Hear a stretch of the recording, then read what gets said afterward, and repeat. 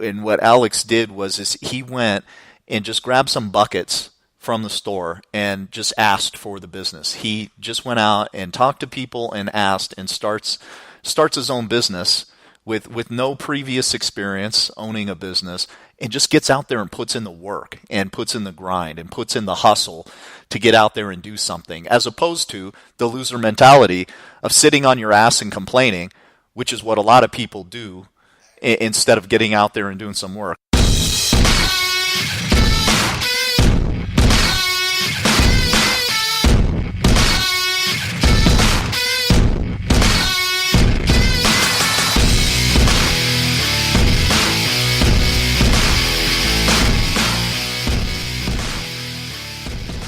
Moments with Puz, brought to you by Get Your Ass to Work, something that everyone can enjoy. Now on to the show.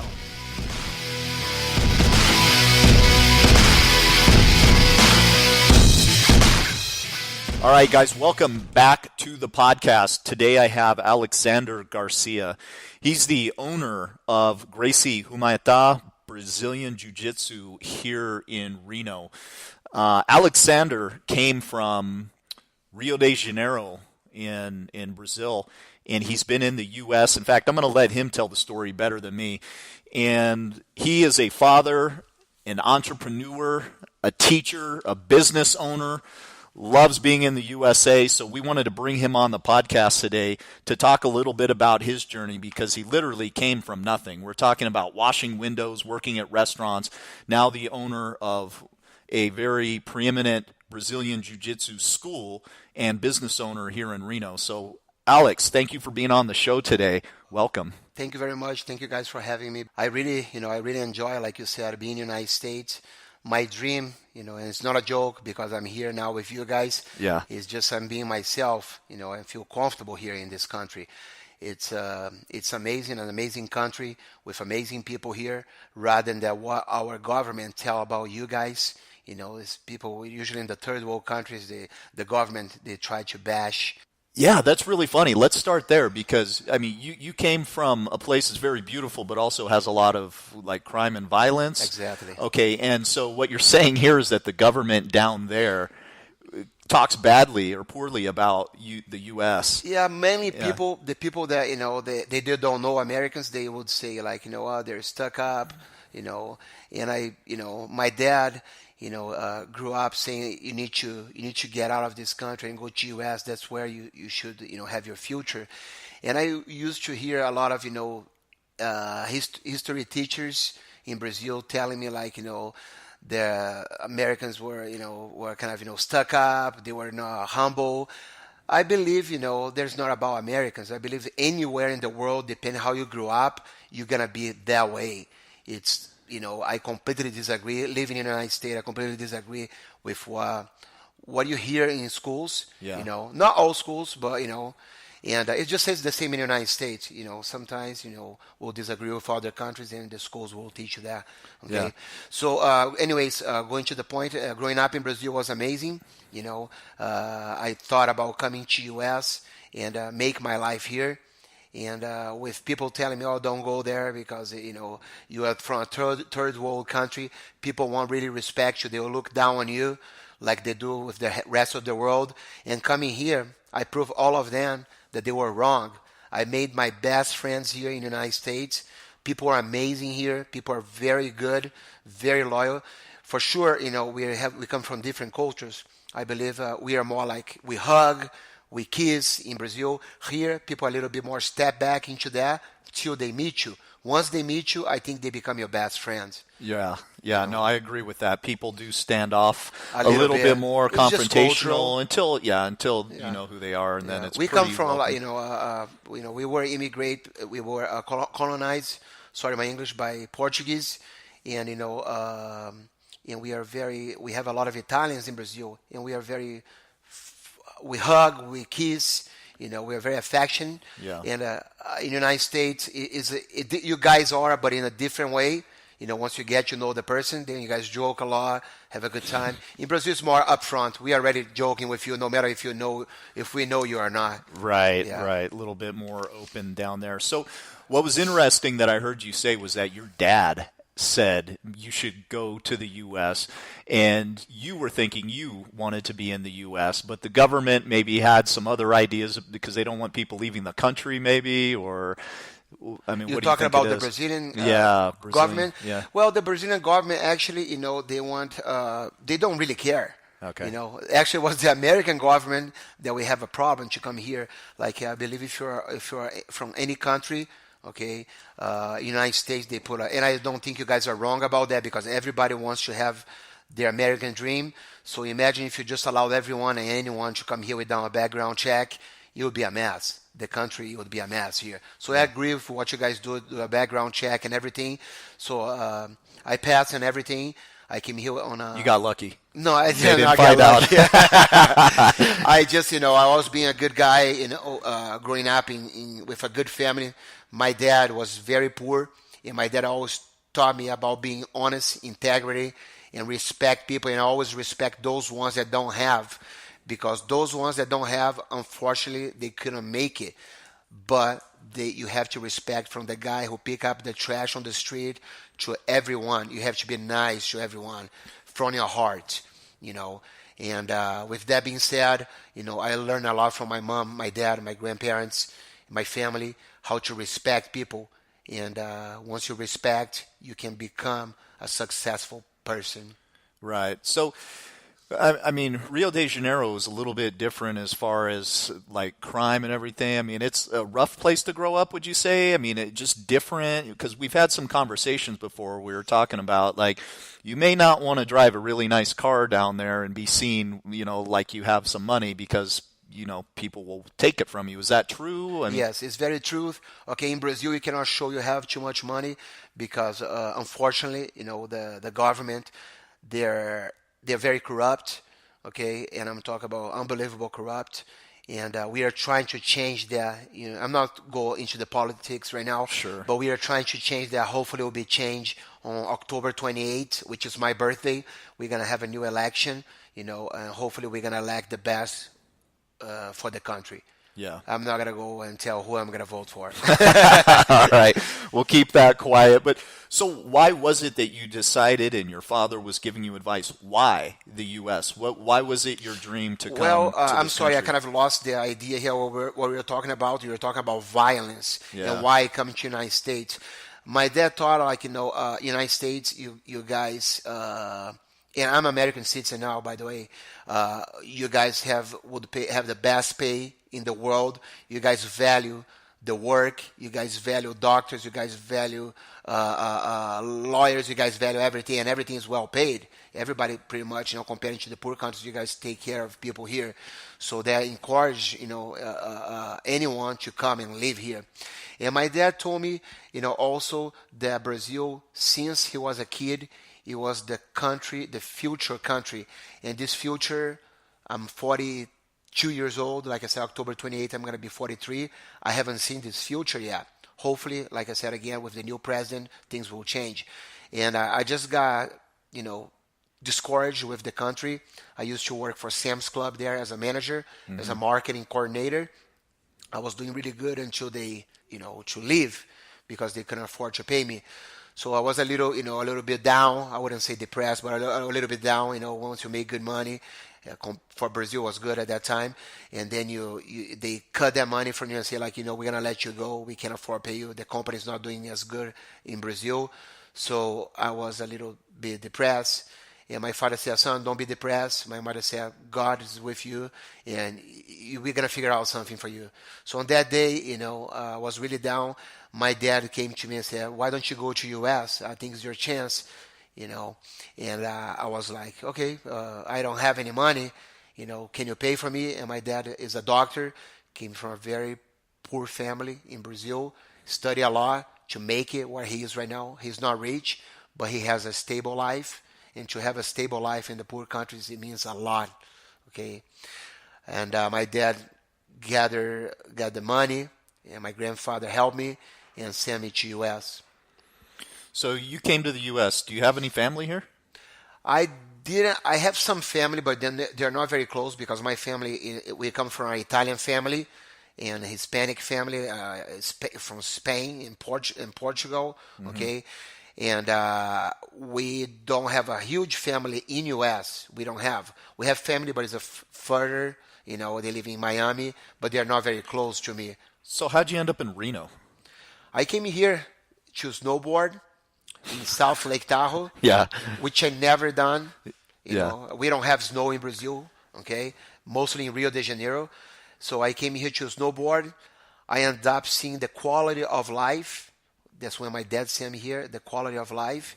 And I decided, you know, I might stay here, open a business, and get my things together because Brazil, I don't see any future for me. Yeah. Yeah, that's interesting. So you came here.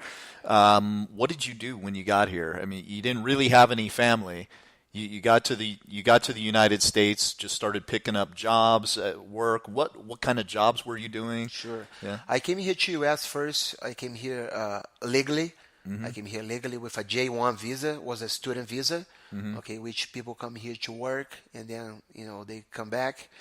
And fortunately, I saw the opportunity. I remember my first Christmas. I was at McDonald's in South Lake Tahoe. I was looking at the windows, and I was like, I think I can clean these windows here. These windows are dirty. I see opportunity here. I was nervous at the same time to approach people and ask if they would like to have their windows cleaned. I didn't know. At that time, I was not a business person. And then I went to Walmart. I got the bucket. I got the squeegee. I got the whatever you guys call, to, you know, clean the windows. And I just thought, I'm going to do this right now. It's either all or nothing. I did not end up going to McDonald's. I went to other place. I went to a few supermarkets, a few grocery stores. And I was impressed with my way to talk to people. It's not like right now I have a microphone. I get a little bit nervous when I'm talking. Yeah. I'm way more outgoing than what I am right now talking. Yeah. I just feel, I think anyone feels uncomfortable putting a microphone or a camera on you. Yeah. You start getting nervous. So my apologies. But anyways, going back to the subject, I got a few business and I talked to the owners. The owners saw I was very charismatic. And I really want to make it. They right away, they're like, where are you from? I was like, I'm from Brazil. He's like, you seem very, you know, hard worker. I want to help you. So that's why I'm going back and saying, like, how American people, they help me to make in this country. They were all helping me. Okay? Yeah. And So you saw the need for some windows to be cleaned at McDonald's, and that day you decided, you know what, I'm just going to go get some buckets, and I'm gonna go ask people around town exactly. if they need their windows cleaned, and that's how you started a window cleaning Company. business. And did you start a business before this, or did you have any? No, I didn't have any business before. I was working as a busser. Okay? I was working as a busser at Macaroni Grill. Yeah. I used to work for Heavenly Resorts, got paid almost nothing, but I was happy at that time. Was good money for me, so I can't complain. Was amazing. I was getting paid $6.75 at that time, 16 years ago. I was really happy. People say money doesn't bring in happiness. I disagree with you. It's because I used to say the same thing. Money doesn't bring happiness. You know why I would say that? There's a loser mentality. I was not considering myself a loser, but in my mind, I was like, oh, I didn't make it, so I have to find an excuse to say that $6.75, it was enough for me, living paycheck through paycheck, and money doesn't make happiness. So I disagree with that.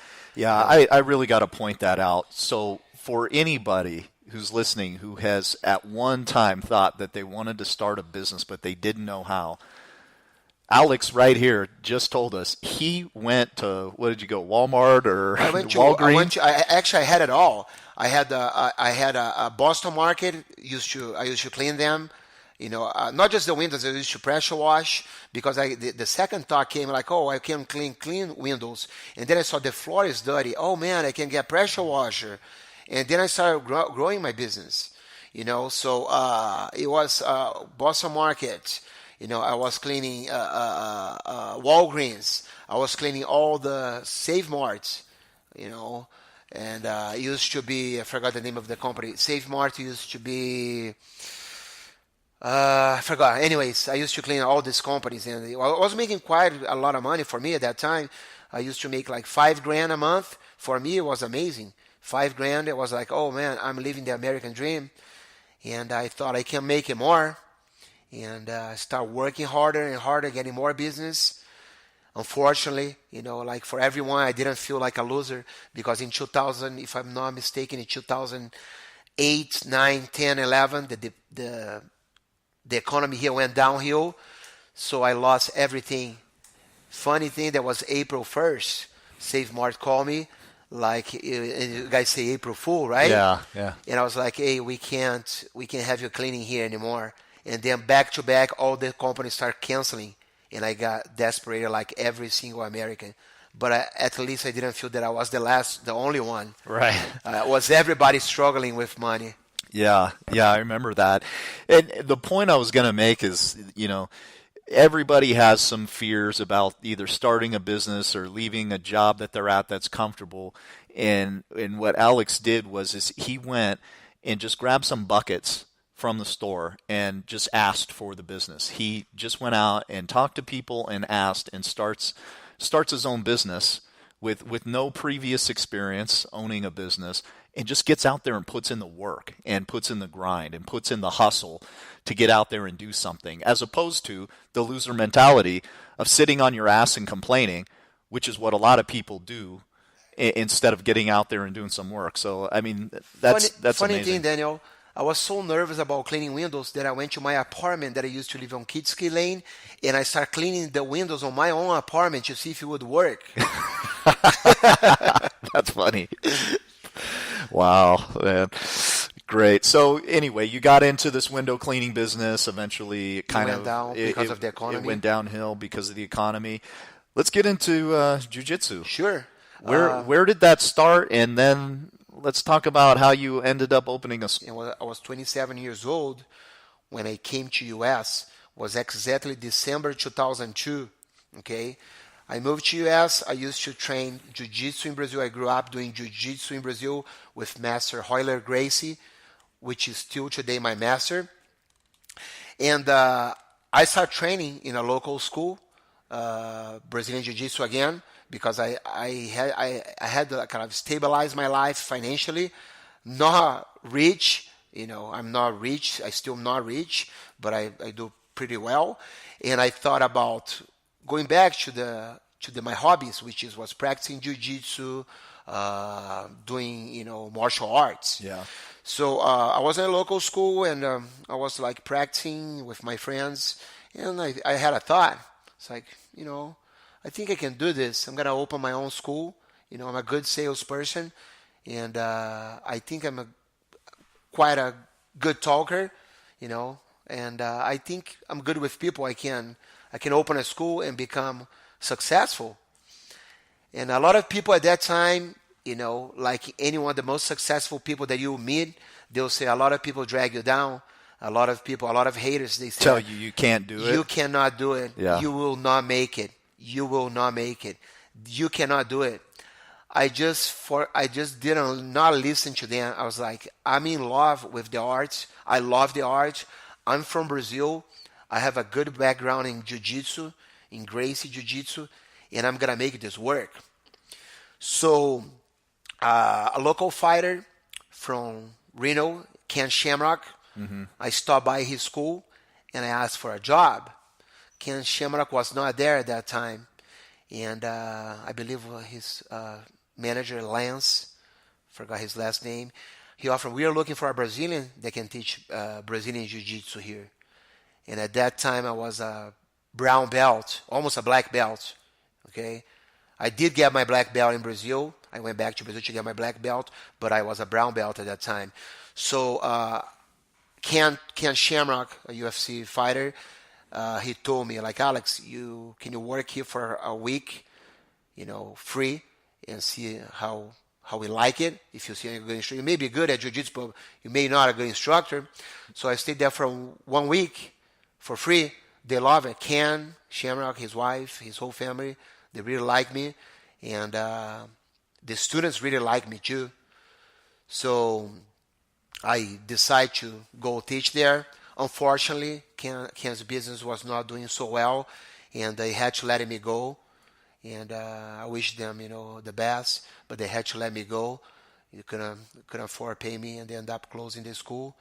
I opened my own school, and because I already had a lot of followers, people that really like me, and since Ken had no longer the school, some of the people follow me, and I end up opening my very small school, very tiny school. I used to go out of Sports West Athletic Club. Did it from Sports West. She bought me some mats, some professional mats, gave me some space at her gym to start my career, what I really want to do. And on the side, I was still doing my cleaning. Didi bought the mats. I pay her back, always honestly. Like my family said, be honest, value people.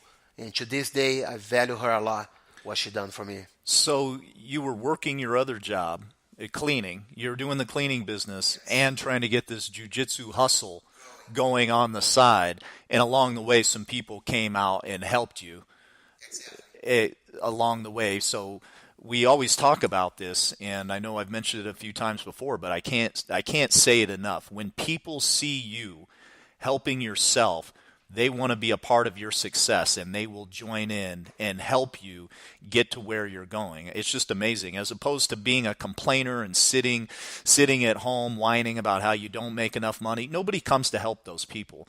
People help those who are helping themselves, and that sounds a little bit like what happened for you here in this country, whether it was cleaning windows and people helped you out and gave you work, or people helped you getting your own mats for, so you could open up your school. Like I mentioned to you, it completely doesn't make sense what people in Brazil say about Americans. Everyone, God first, and everyone else helped me in this country. So I'm talking about every door that God closed for me, it was open a better door. Every single thing, people that hate me, they try to destroy my life. God, somehow they help me. Even the haters, sometimes they were able to help me somehow. And at the same time, the things were working for me. And people were dragging me down. And I was like, no, I'm going to make it because God is above all. So tell us a little bit about jiu-jitsu, just briefly what it is. It's not this magical martial art form where people fall down. You really can break people's necks. Exactly. I mean, you can hurt people. So well, when I arrived in the United States, not a lot of people, like I mentioned to you guys in 2002, December 2002, I arrived in US, and a lot of people did not know about Gracie Jiu-Jitsu. Okay, Brazilian Jiu-Jitsu, Gracie Jiu-Jitsu. Nobody knew what it was about. And in 2008, 6, UFC started growing a lot. And the Gracie family used to own UFC. They sold, I believe, I'm sorry if I'm saying something wrong, but Rorion Gracie used to own the UFC. And then they sold to the Fertitta brothers. Okay, that's as far as I know. And now Dana White's taking over. He's the face of the UFC.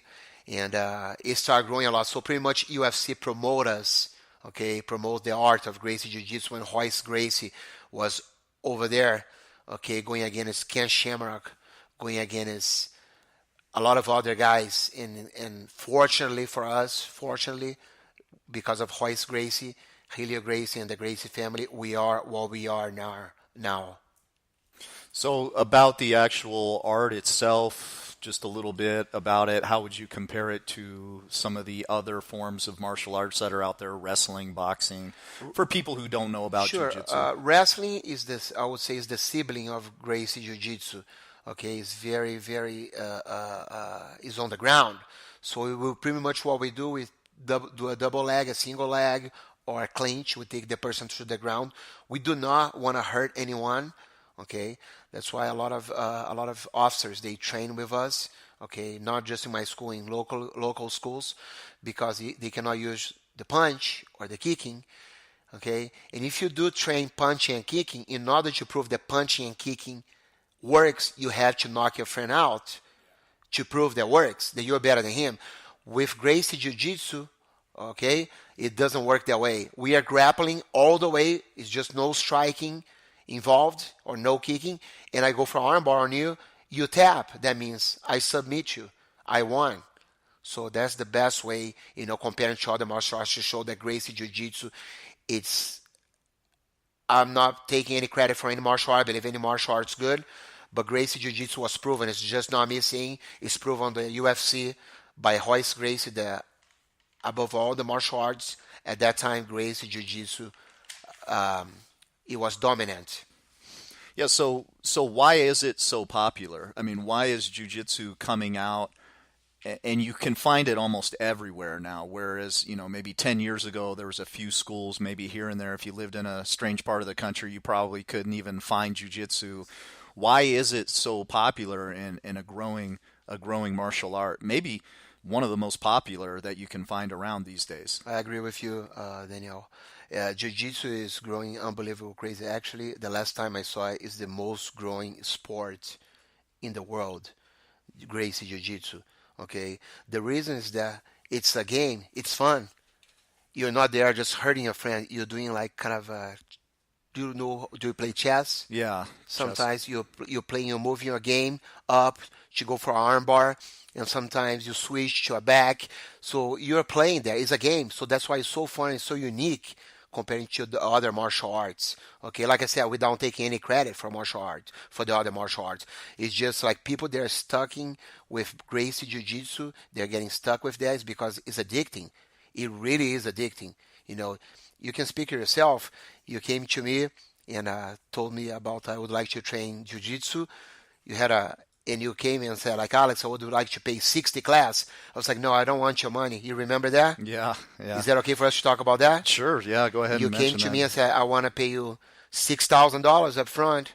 And I was like, I don't want your money. I want to make sure that I didn't tell you, but I want to make sure that I like you as a person and you like me as a person. The money at that time was not a factor because I'd rather you have a good friend than take your money and you're gonna be annoying me in class. You remember that, right? No, it's true. Yeah, So absolutely. for me, money, like I said, money is very important, but it's not everything.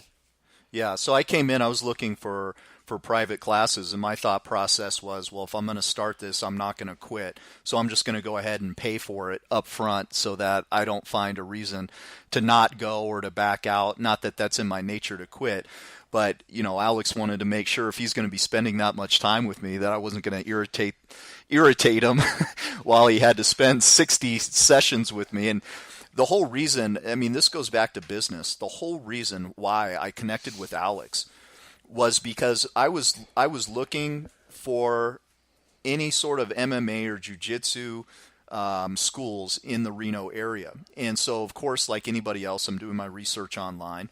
And I go ahead and I call a few places, and nobody calls me back. So finally, I get on the phone and get a hold of somebody, and I ask them, hey, can you guys, is it possible that anybody's training at 5 a.m.? I just started finding anybody who would train at 5 a.m., and nobody trains that early here in Reno that I could find. Well, I filled out an online form for Alex's school here in South Reno, and Alex called me back within a couple of hours. And I didn't answer my phone. I got his voicemail, and he left me a voicemail in his very, his Portuguese accent. Yeah, very deep accent. And I didn't answer it.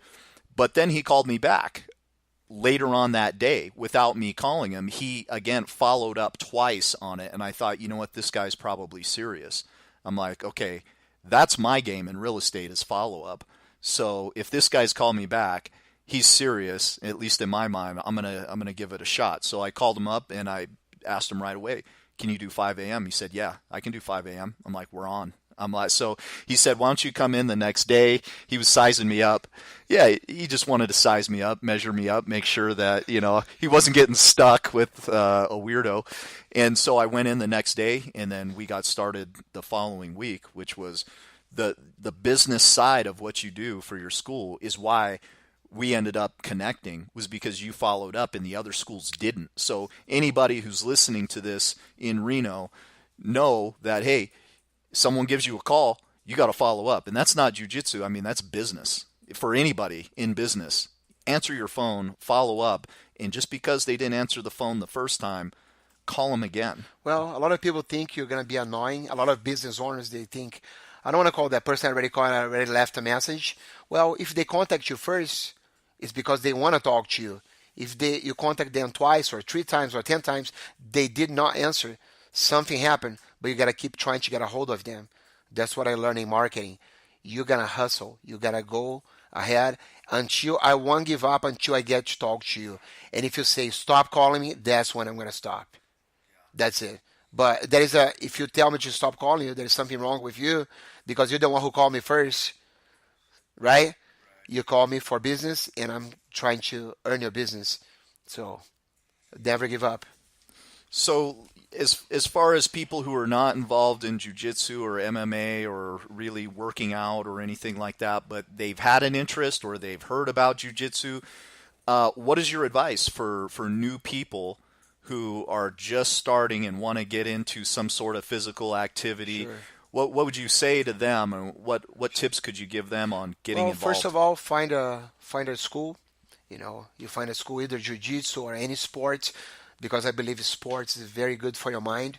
I believe that's one of the reasons, Daniel, you look for sport, because life day by day can be very stressful, and you need to work out, you need to swim, you need to do some kind of sport. The advice that I give is that you look for what you like. It doesn't need to be Gracie Jiu-Jitsu. You look for whatever you like. Either it's soccer, if it's tennis. You gotta find happiness in what you like. I'm not trying to sell here Gracie Jiu-Jitsu, but for sure you should try. At least once. Okay, like we mentioned, it's the most growing sport, and a lot of kids before they used to go to other martial arts. My phone doesn't stop ringing. Gracie Jiu-Jitsu is the new change. Even Kelly Slater, okay, which is a surfer. Yeah, someone's world familiar with famous that. champion surfer. World famous champion surfer. He said if you're gonna put your kid in any sport, put in Gracie Jiu-Jitsu first sport. Yeah, I noticed that, and so when I go into the school, there's the kids class right before the adults at 6:15 Monday through Friday, and the kids classes are packed. I mean, you've got a lot of kids of all age ranges in there doing from 4 years jiu-jitsu. old. From 4 years old, I would say to 11, 12, 13, we keep there on the kids class. After that, depending on their size and their skills, we put in the adult class. Okay. So if a parent wants to get their kid active in some sort of martial art, take them down to Gracie Humaitá Jiu-Jitsu. We are located at 9333 Double R Boulevard, Suite 1100. Okay, you guys are more than welcome to bring either yourself, the adults listening to this podcast, or you can bring your kid. Okay, look for Alexandre Garcia or Ryan Jenner John is my business partner. You guys are more than welcome to stop by. We have a great facility. Okay, we offer a class for adults and kids, any age. Yeah, and so jiu-jitsu for me so far, I've been working out for a long time. I'm in really great cardiovascular shape. I lift weights, and I have for years. And I'll tell you what, I get my ass kicked every single time I go in there. I mean, you put yourself through the workout that you want, and of course I make it harder on myself, but it is not easy necessarily. I mean, you can go in there and just take a class, learn some techniques, and get active, get a good little workout in, or you can go all out and really put yourself through some challenges. You'll definitely lose weight, doing the sport. By itself, just doing jiu-jitsu, even though you eat your hamburger, you're going to lose for sure some weight. Okay? But my advice is that, you come to class, eat healthy. Jiu-jitsu is a lifestyle. If you're into, it's going to change your life. I've known about a lot of people that had depression, they did jiu-jitsu, and it changed their life. I know a lot of people that were, doing drugs, and they went to jiu-jitsu, it changed their life. I know people that were depressed. I know people that all kinds of nature, and jiu-jitsu really changed their life. Okay, it's just a matter of you finding what you love. It can be jiu-jitsu, it can be soccer, it can be anything.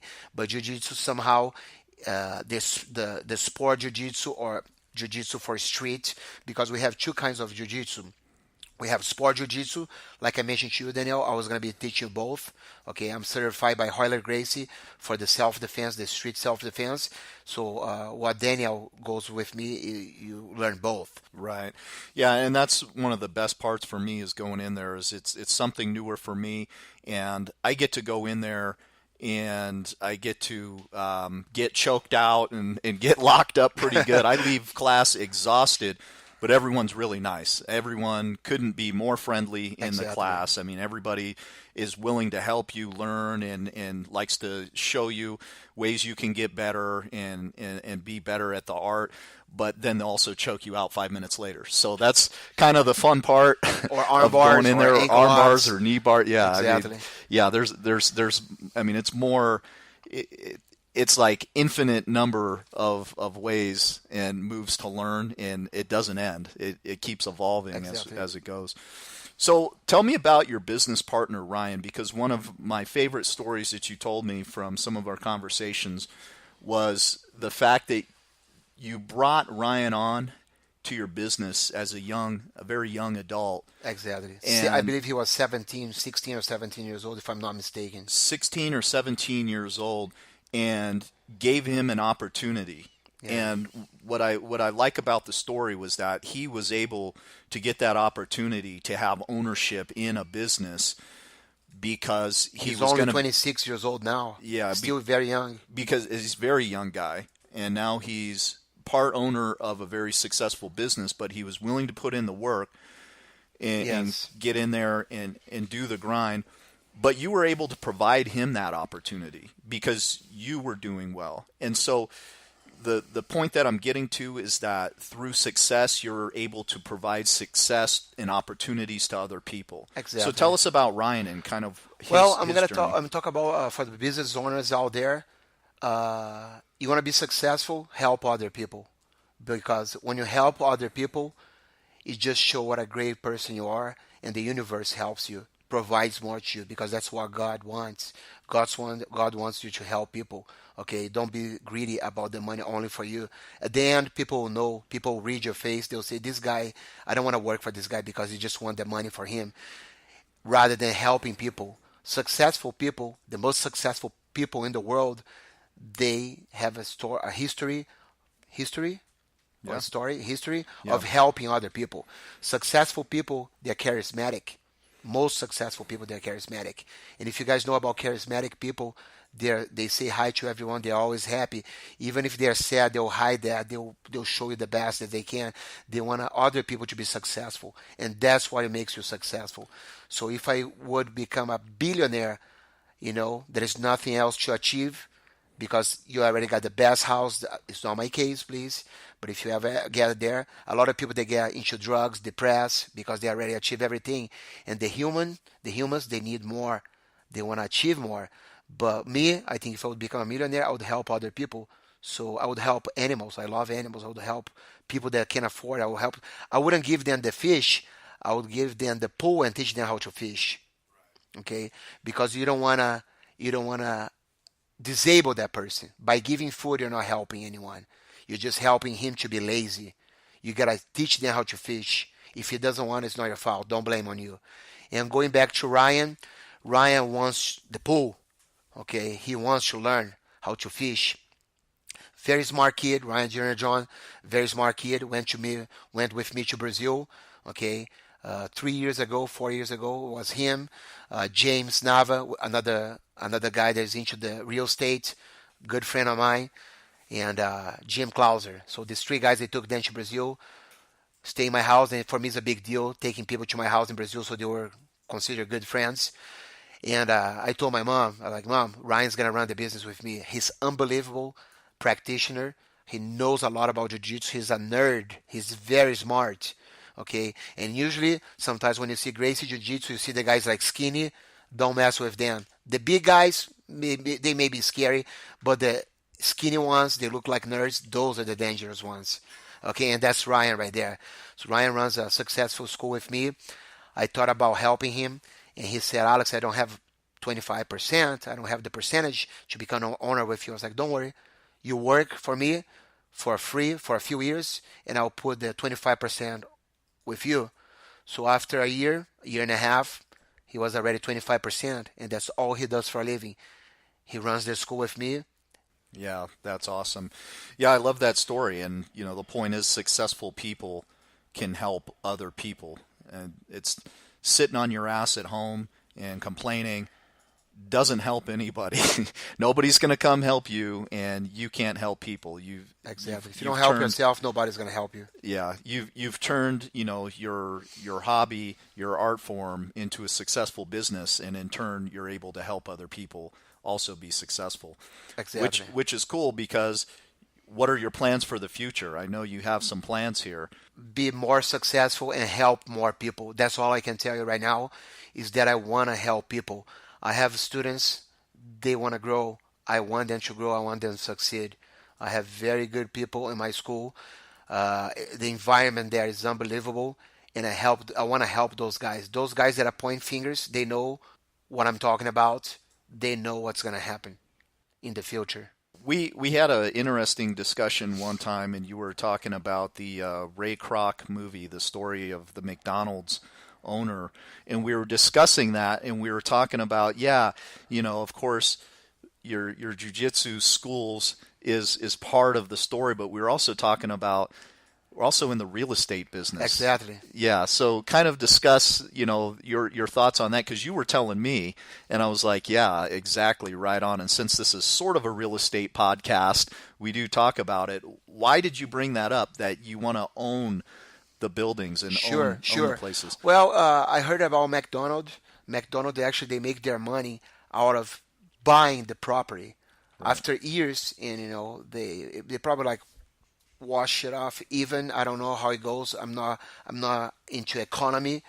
How can I say in English? I'm sorry. Economist? Yeah, the economy. Yeah. I'm not into that. I'm not go deep on that.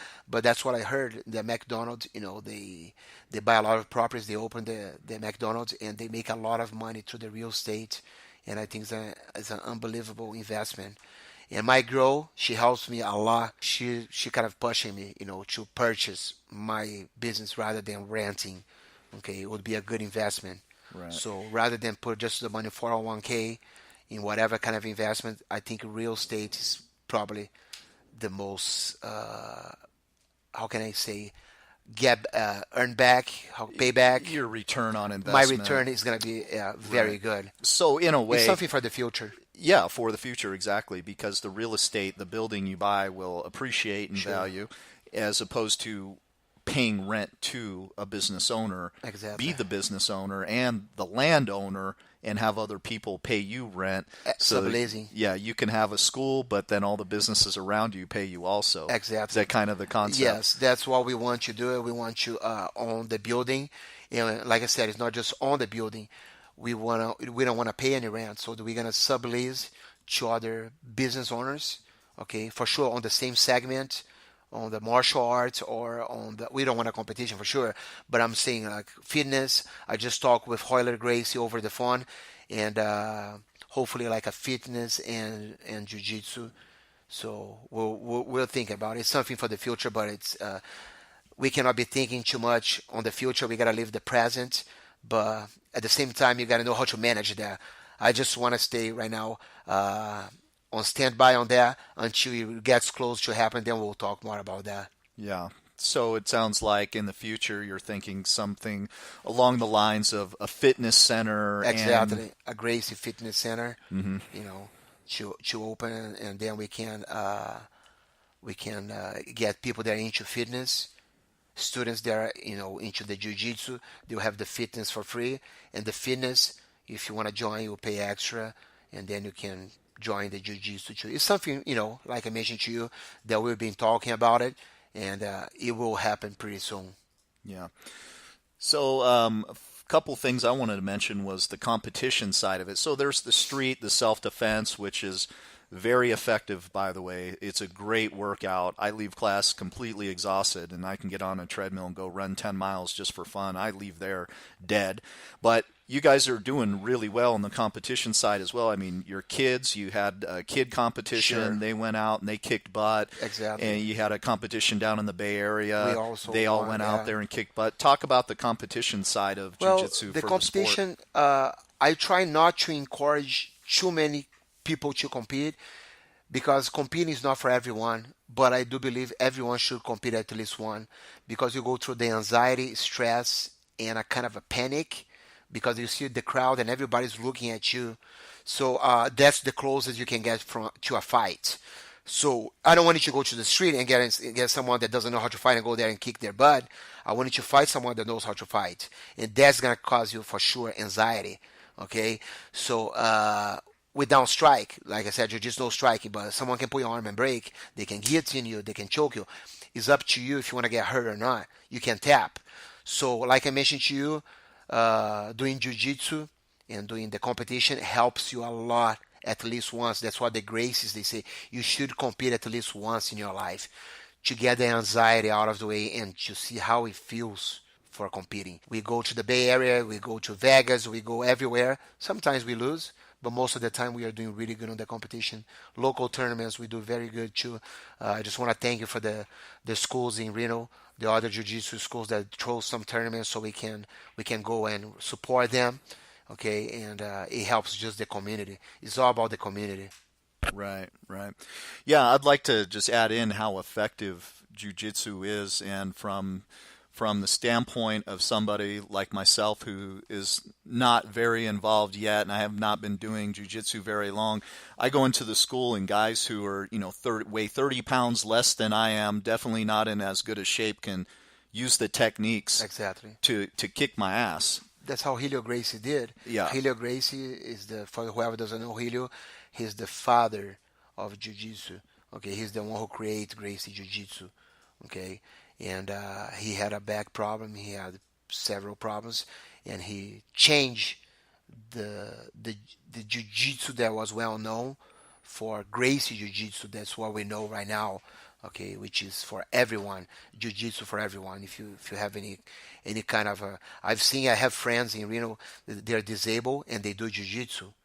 They're humongous strong because unfortunately with whatever they have, the legs, they're not capable to move. But those guys have heart because they will fight you. Okay, they're already on the ground, so they don't use the legs. They use their power. So they're good friends. They're out there. God bless them, and they're just an example of pursuit of life. You want to live. You want to be there. You want to do something. Yeah.